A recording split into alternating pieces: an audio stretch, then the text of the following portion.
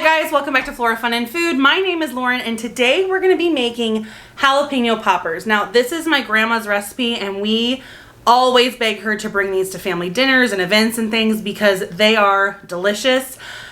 There are never any leftovers, so that tells you how good they are.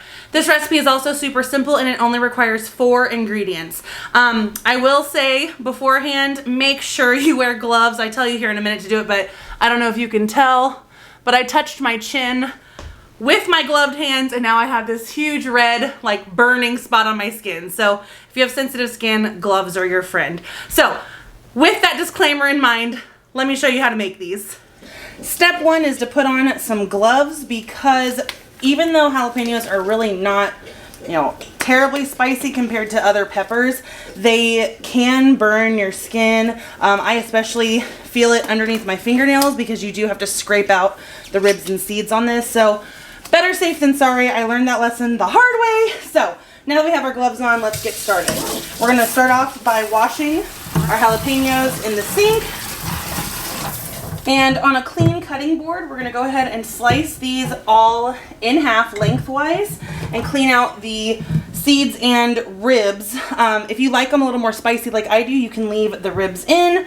My husband doesn't particularly love super spicy ones, so I might do half and half. So we're going to start by cutting off the tops. Next up, we will slice these in half lengthwise. Next up, we're going to just take our fingers and peel or scrape out the ribs and seeds. And I find it easy to just kind of go down the base of the jalapeno, pull the ribs out, and then rinse out any seeds. So as you can see, you just kind of scrape with your finger, pull the middle out, rinse to get the seeds out, and now it's good. Now you're gonna wanna make sure that you wash your cutting board really well because if you don't get all of the capsaicin off, which is what makes the peppers spicy, other foods that you cut on this will be spicy as well. Same with your knife. So dish soap should be just fine. To assemble these, we only need 4 ingredients. Obviously we need jalapenos, we're gonna need bacon, cream cheese, and brown sugar. Materials wise, you're gonna want toothpicks and then some aluminum foil here for easier cleanup. So to stuff these, all we're gonna do is just take a small spoonful, probably a teaspoon or so, of cream cheese and use the back of our spoon to smear it and kind of press it into the pepper here. Doesn't have to be perfect.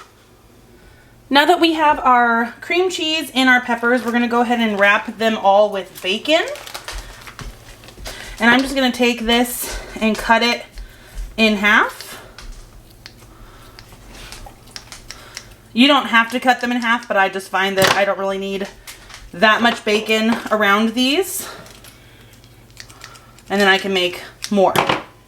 So what we're going to do is we're going to take the bacon here, start at the top, and kind of stretch and wrap the bacon around the pepper. And then we'll just pin it so it doesn't come off in the oven with a toothpick. Just like that. While we wrap the bacon around the peppers, we're going to go ahead and preheat our oven to 350 degrees so it's ready when we're done.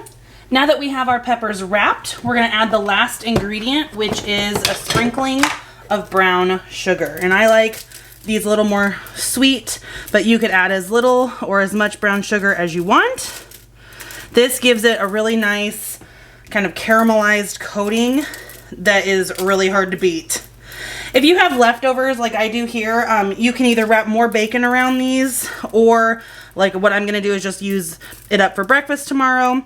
The cream cheese, same thing, I'll just keep it in the fridge. Nothing will go to waste. Or you can just buy more peppers. It just kind of works out differently every time because I never remember how many slices of bacon are in a package. So there we go. Now all we do is pop these in the oven for probably 25 to 30 minutes or until the bacon is nice and crispy. And it's as easy as that.